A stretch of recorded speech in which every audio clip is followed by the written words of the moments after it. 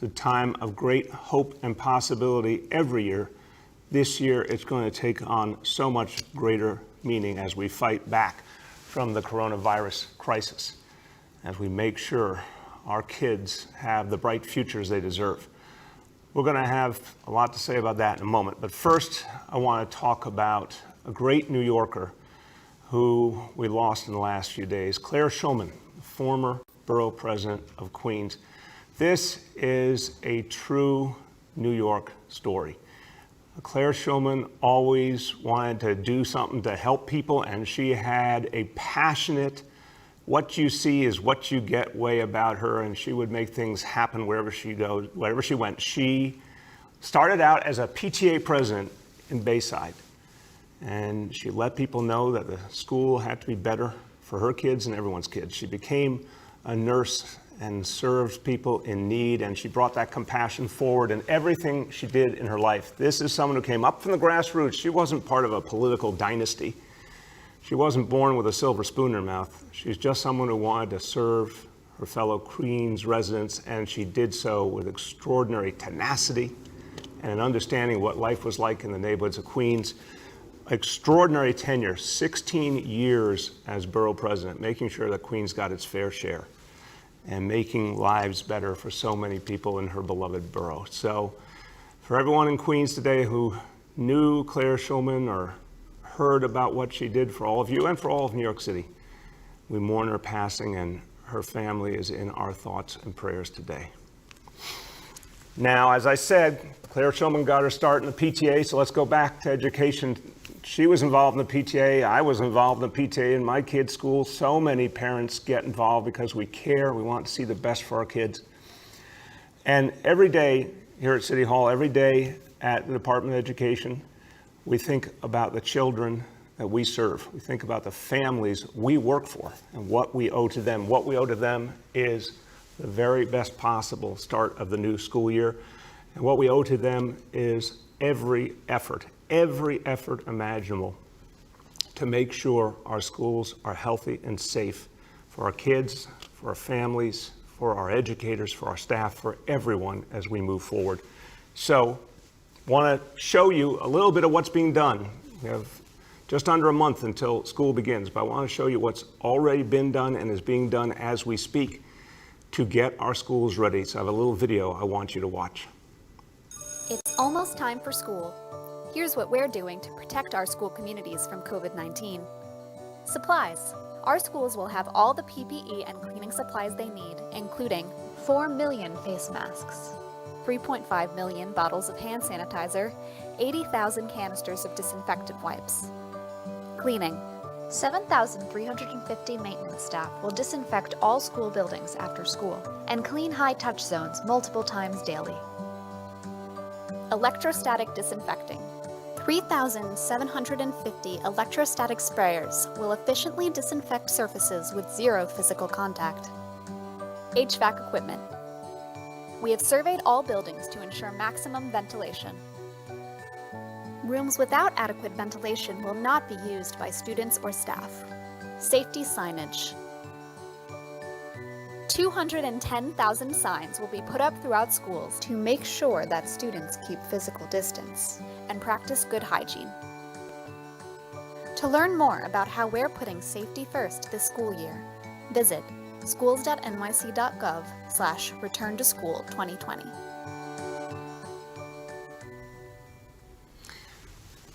So that just gives you some indication of the preparations underway already. I want to thank everyone who's a part of this, all the custodial service staff that's working so hard. And I've met a lot of these men and women. They care deeply about our kids. They're doing this work because they know how important it is to get it right. Everyone at the school construction authority who's working hard all the time to improve our school facilities. Folks have been working now for months and months, and we still have weeks ahead to continue to improve and focus every inch of the school on safety and health. Now, look, the message in that video is whatever our schools need, they're going to have. We're going to send them the supplies in great bulk before school begins and then constantly resupply as needed. This is about everything a school can need, whether it's the hand sanitizer or the wipes or soap, you name it, face shields, surgical masks, whatever our educators need, whatever the staff needs, whatever our kids need, we're going to make sure it's there. So this is about being ready. It's about moving past fear to resiliency, getting ready to have a school year where our kids get served in a safe way and putting in place the precautions needed.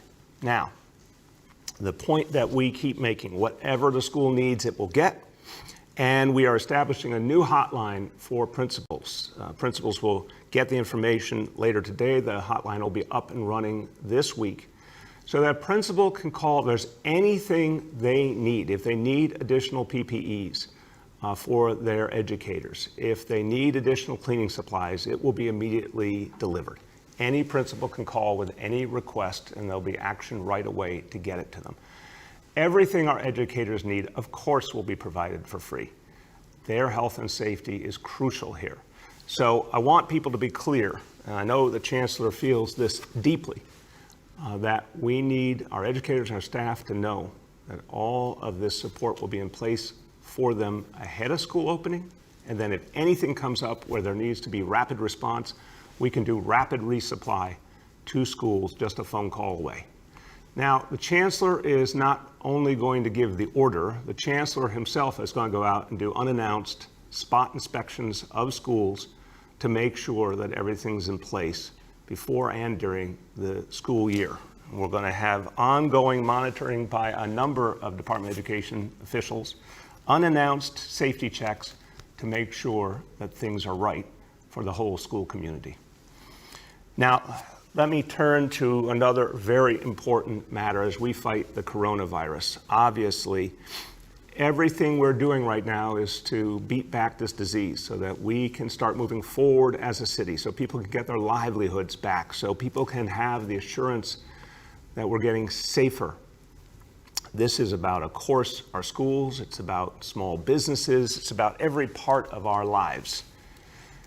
What we need to always do is if we see a problem, act on it very, very quickly. I talked to you a few days ago about a concern we had about Sunset Park, Brooklyn, and since then there's been a massive outreach effort. 7,300 doors have been knocked, 77,000 robocalls, 35,000 live calls talking to residents of Sunset Park. Over the last few weeks, we've done 5,200 tests, almost 800 of them through mobile vans just in the last few days. Here's what we know at this point. We do not see a cluster situation at this point in Sunset Park based on the information we've gleaned over the last few days from this intensive testing.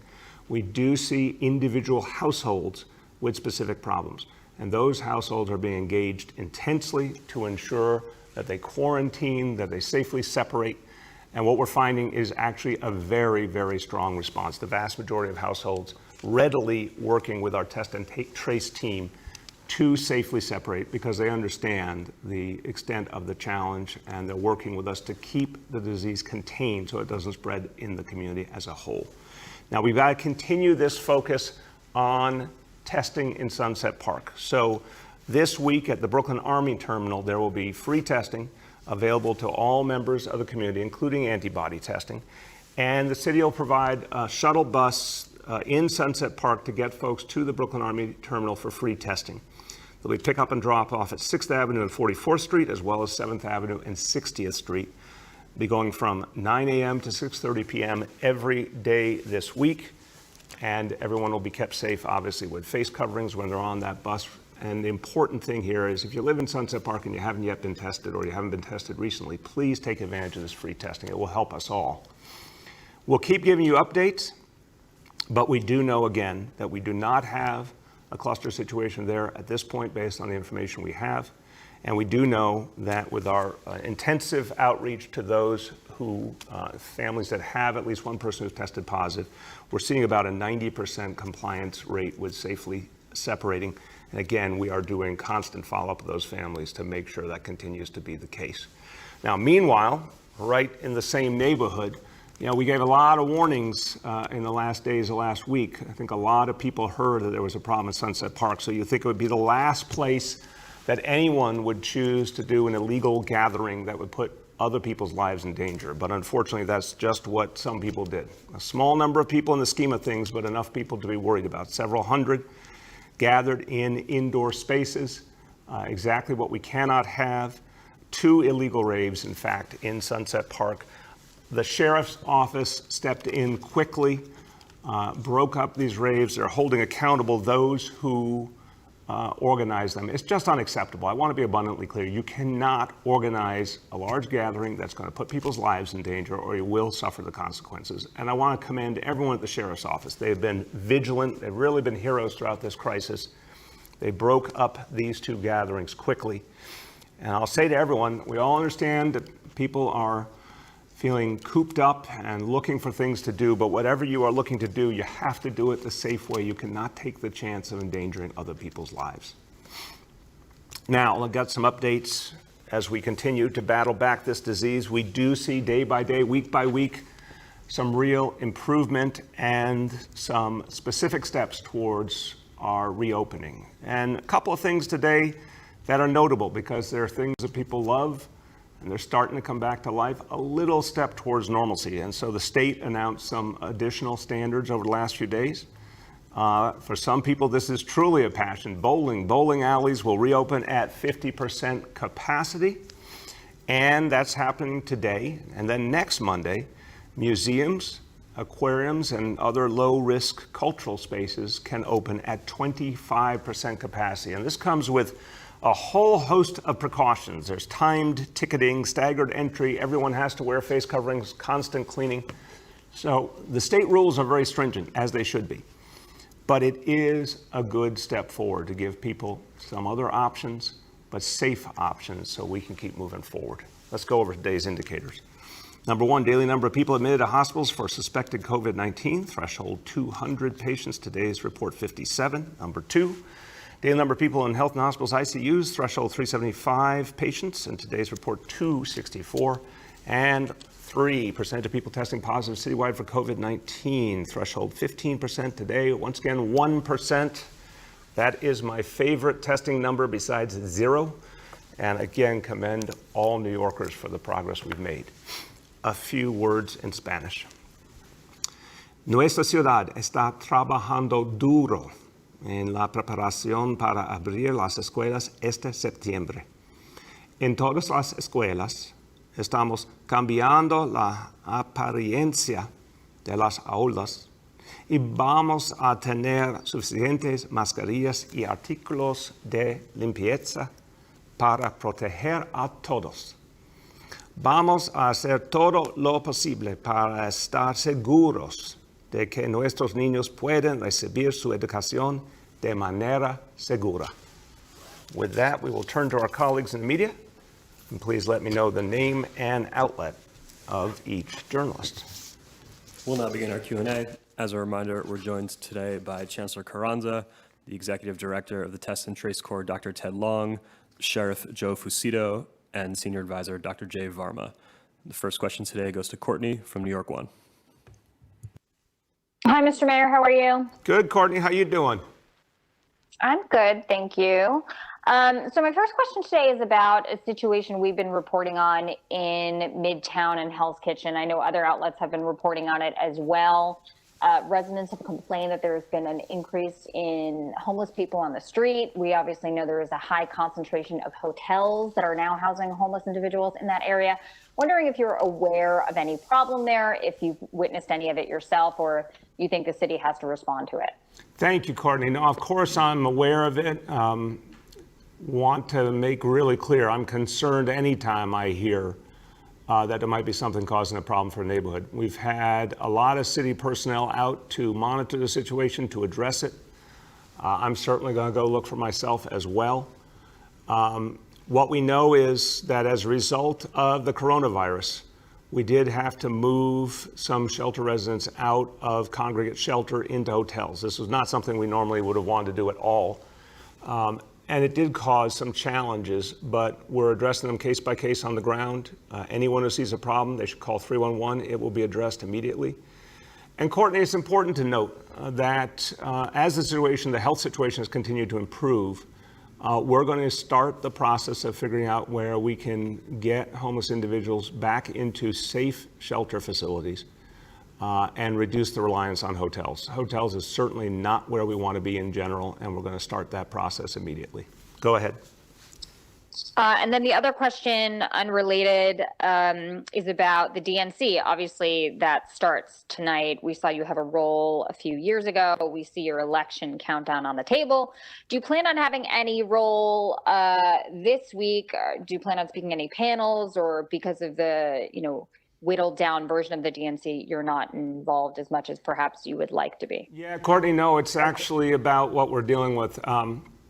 This, for me, is not a time for politics at all. I really do appreciate the hard work that's going on in the Democratic Party to unify our party, to come up with a more progressive vision for the future. And I think great work was done on that by the Platform Committee to help ensure that Joe Biden and Kamala Harris are in the White House and we have a Democratic U.S. Senate. There's a lot of great work going on.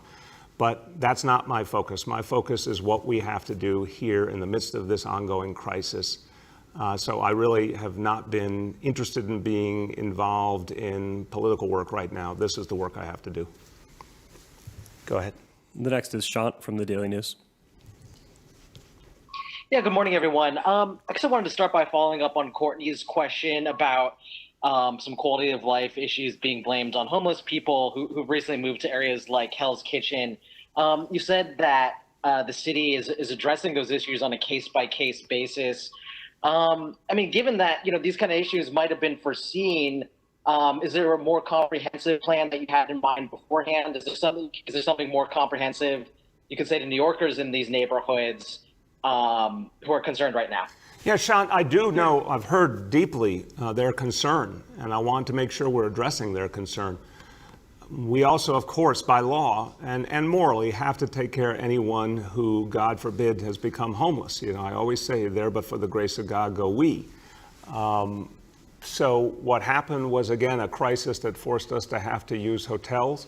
We're now starting the process of reducing the reliance on hotels. And the more we can do of that, and I think that's the big plan that you note, Sean, is make sure we can start to get people out of those hotels, relieve some of the pressure on those communities, but do it in a way that's really safe for everyone involved, starting with those who are homeless. But on the specific quality of life issues, it's incumbent upon every city agency involved to get out there and solve them, and they are solvable problems. And that's the instruction I've given to every agency. There's a piece of this that different agencies have, obviously. Some of it is social services, homeless services. Some is Department of Health, NYPD, sanitation. I've instructed all of them to address these issues as they come up and make sure that neighborhood residents see that these concerns are being addressed. Go ahead. Yeah, thanks for that. Yeah, as far as relocating homeless people out of hotels, do you have any kind of timeline, even if it's a rough one? And then taking, for example, Hell's Kitchen, which I think has about 8 hotels where homeless people are being housed. Yeah, in those terms, can you say like by end of year it'll be down to 4 or anything like that?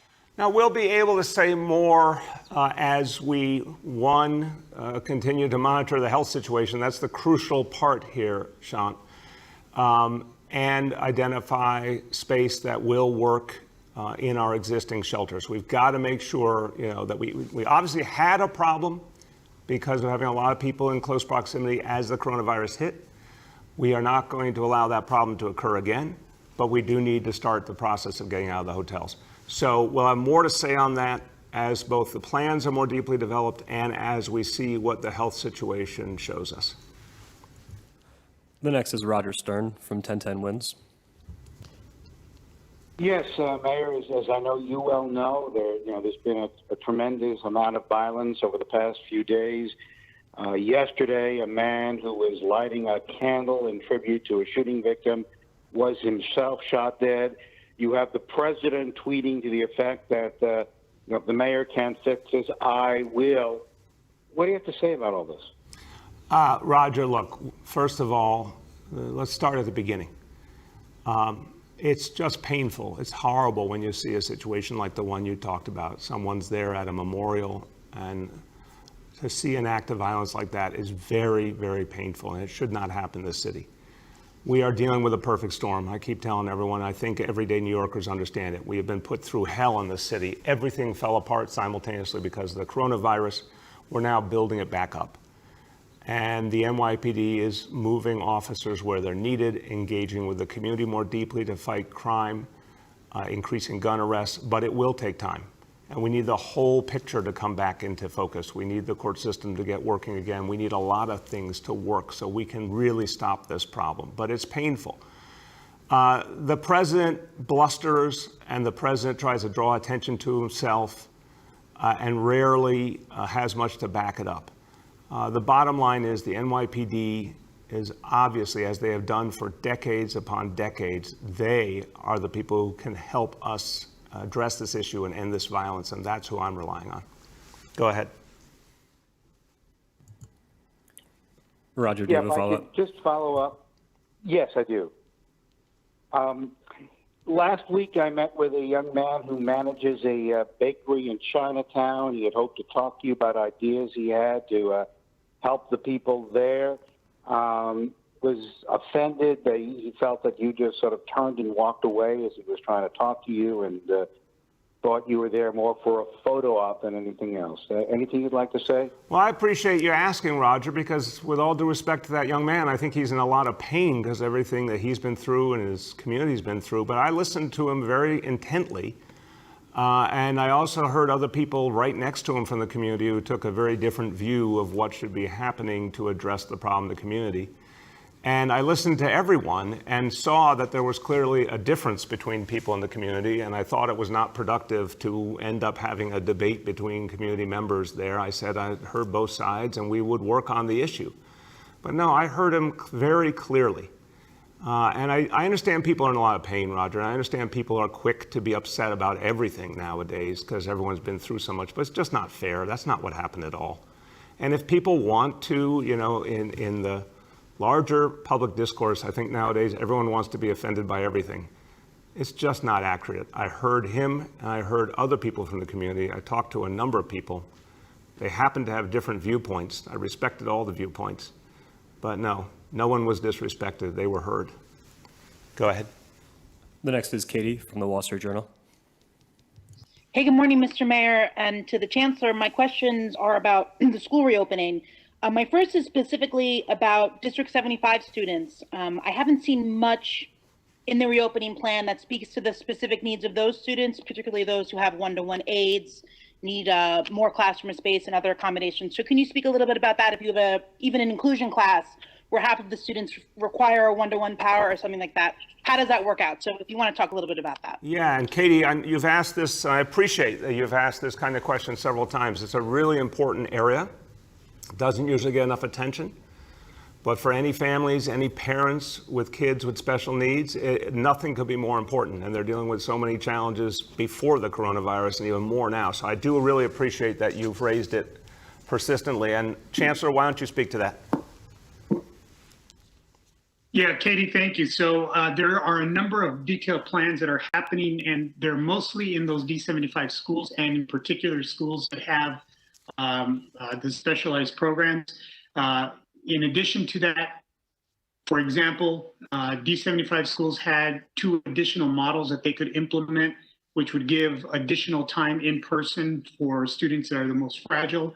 Every building's floor plan, when those dimensions were given to principals, there was special attention paid to those classroom situations where you would need more space.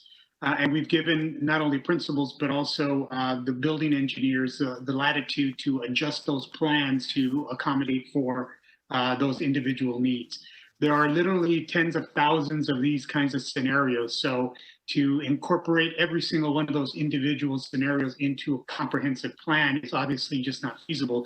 But that work is happening at the school sites, and we are supporting what's happening from a centralized perspective as well, with additional whatever they need to be able to get into in-person learning.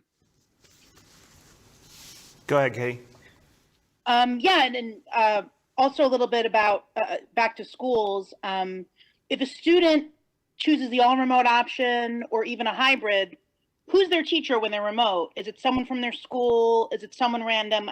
This question has come up a lot in terms of, who will be teaching. And if a teacher chooses the remote option for health reasons, who will they be teaching, that sort of thing. I think there's still a lot of unanswered questions. There are, and I'll start and then pass to the Chancellor. Katie, this is, everyone acknowledges it's a work in progress. It's that said, a work in progress where a lot has already been put together and more will be over the course of the next month.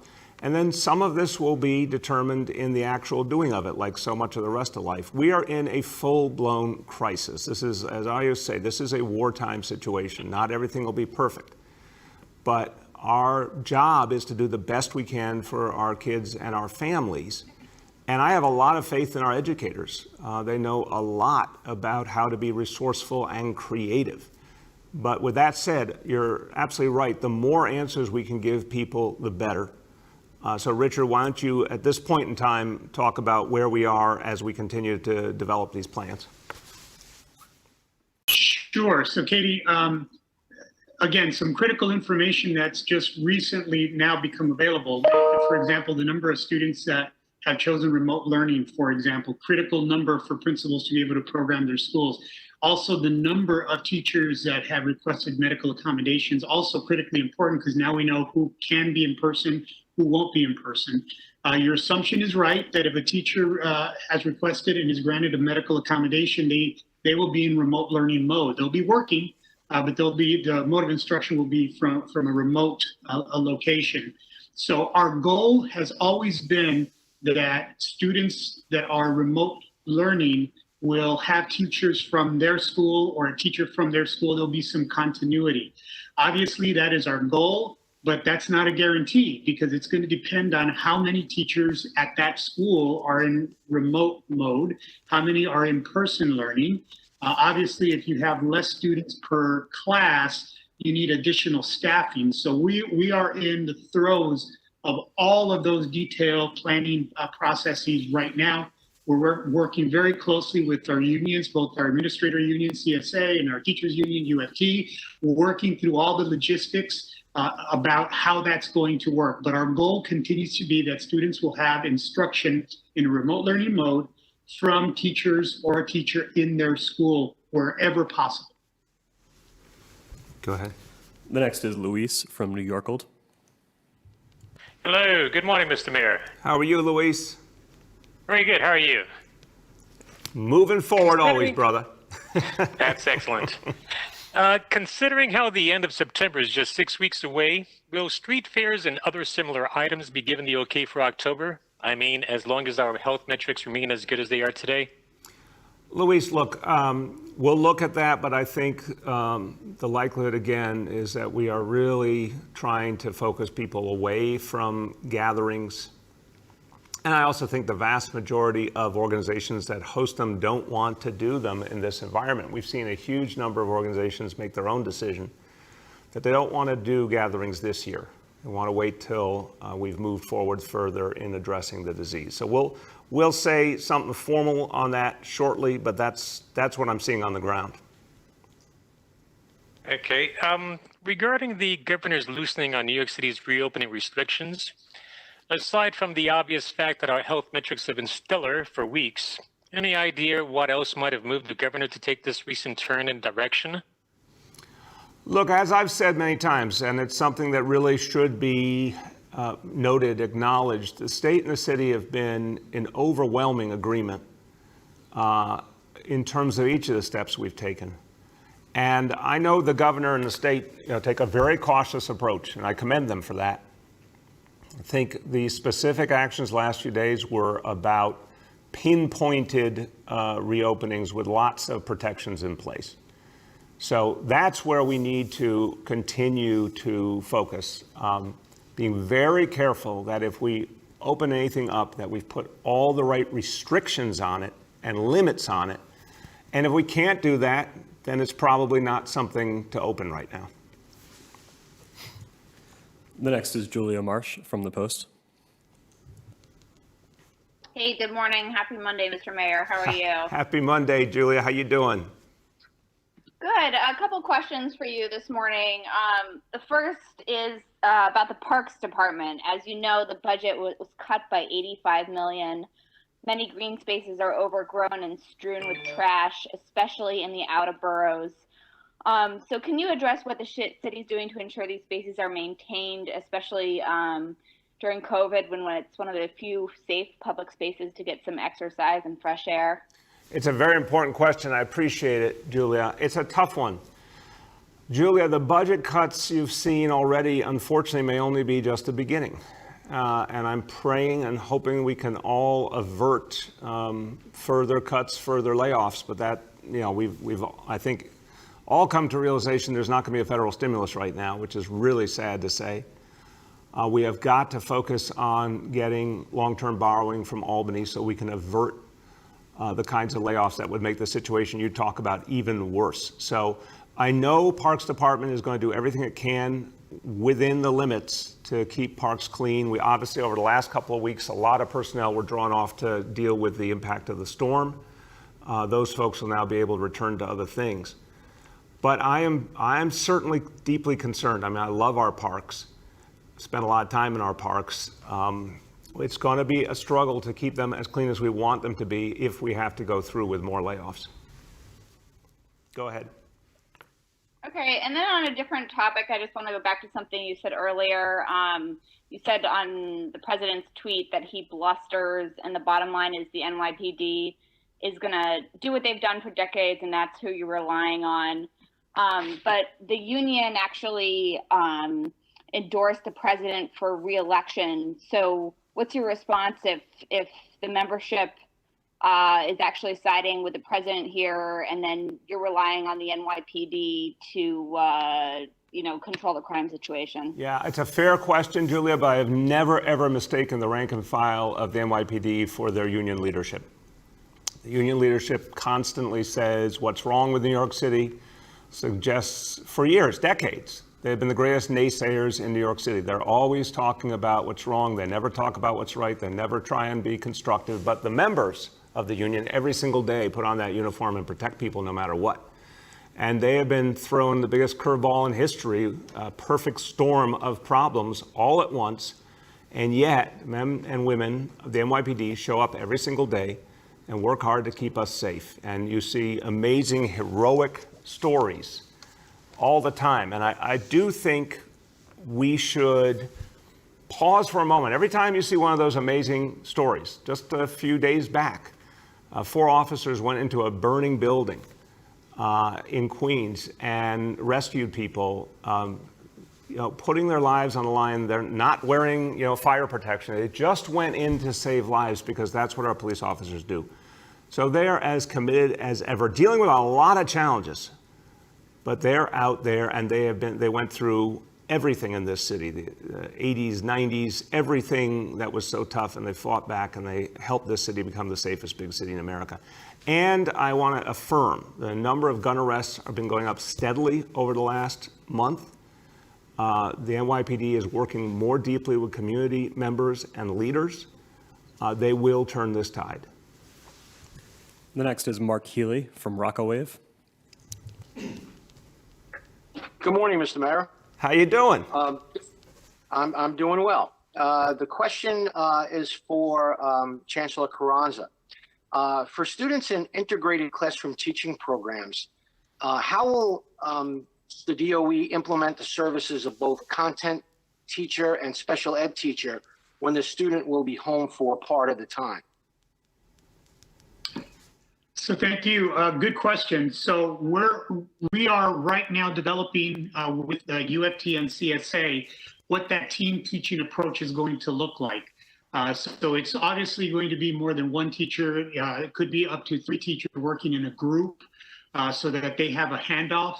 What we have established is at the beginning of every day, school day, there will be a dedicated time for collaboration and coordination amongst teachers that are doing the in-person and teachers that are doing the remote learning as well, so that we have a continuum of education, which is our education speak for everybody's on the same page in terms of the learning plan for the student. So those are being worked through as we speak, and that's part of what we're trying to make sure is clearer as we get to the first days of school. Go ahead, Mark.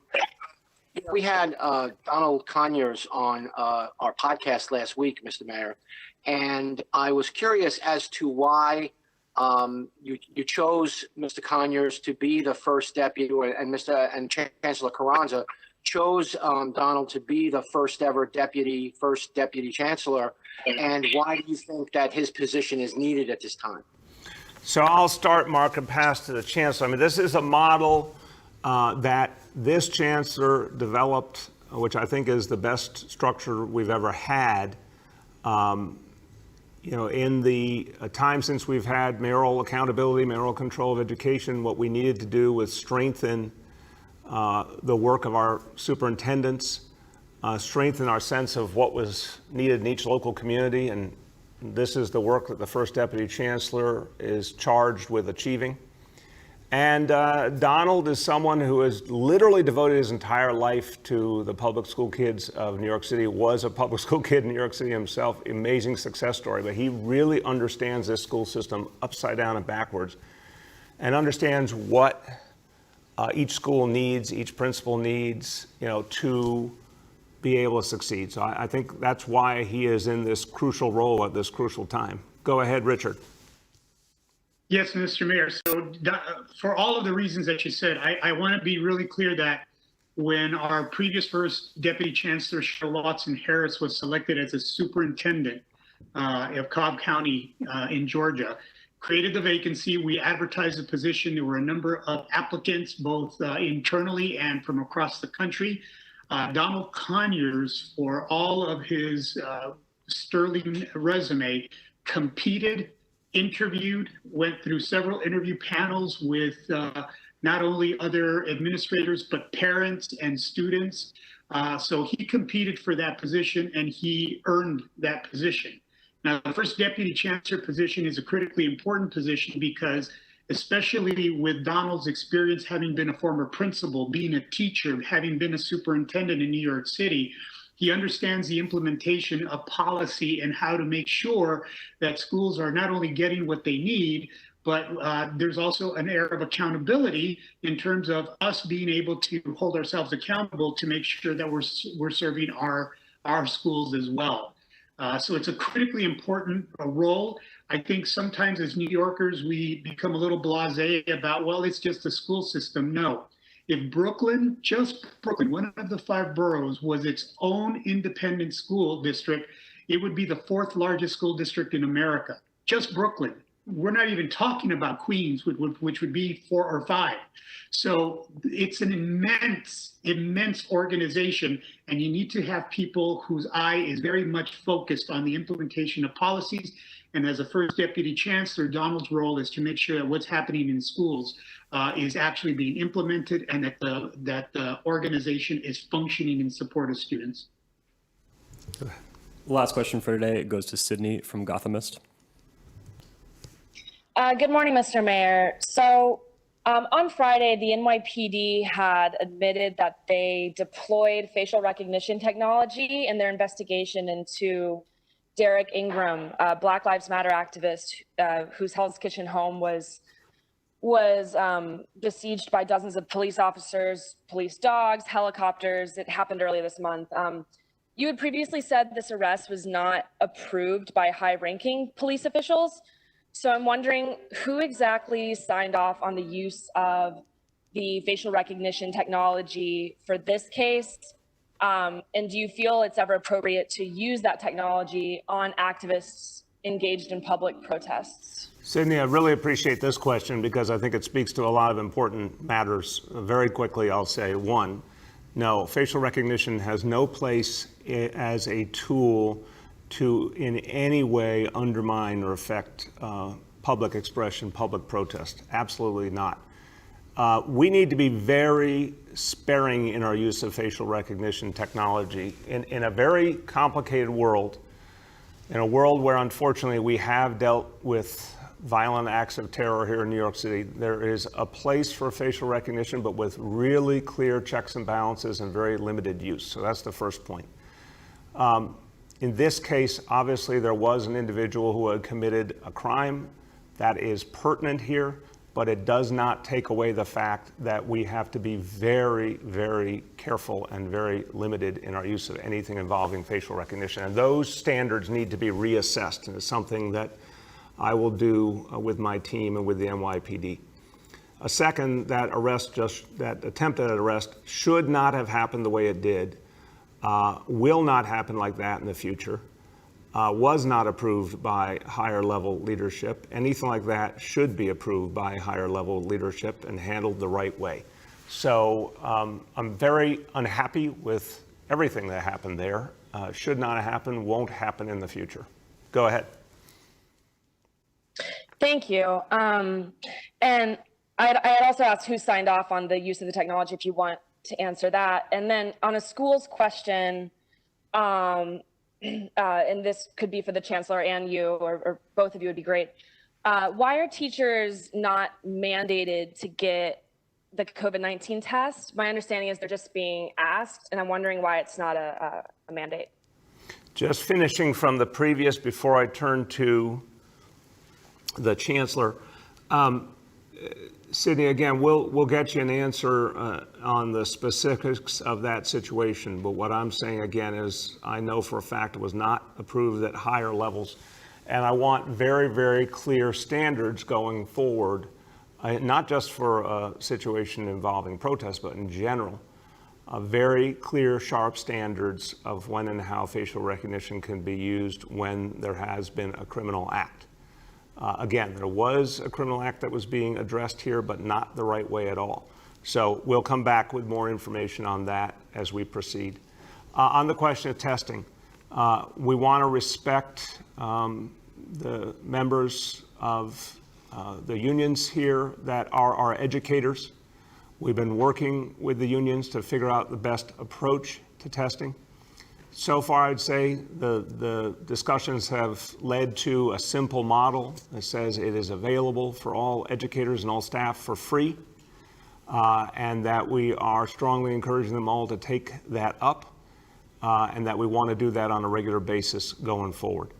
But we're continuing those discussions to figure out the right way to actually put together the plan. One thing I can say for certain, any and all testing that our educators need, we'll have it available for free. Go ahead, Richard. Yeah, no more to add, sir. That's exactly where we are. Okay. So as we wrap up today, look, I just want to say, first of all, again, a thank you to all New Yorkers. As we start another week, we start with amazing facts on the ground of how far this city has come back from the coronavirus. And every one of you, it's just those simple things. Every time you practice social distancing, every time you're putting on the hand sanitizer, every time you're wearing a face covering, it's working. Let's stick with it. And let's see it, every one of those small acts as a step toward our future. It really is amazing. It's almost unfathomable, but it's true how every single little small thing that every single one of 8 million people has done day after day after day has added up to this result that we're now one of the safest places in America when it comes to fighting the coronavirus. And that should allow us to focus now more and more on our future, because we are proving it can be done, and we are proving that we'll be able to move forward in the city. And that reminds me again of how we have to focus on our kids. They are truly our future. They've been through so much. Now is the time to start giving them back what they need. The education, the love, the support, the mentorship that can only happen in a public school building. So I want us to be about our hope, not our fear, our belief in our kids, our belief in our future, and recognize that the things we're doing really, really are moving us forward every day. And that spirit we're going to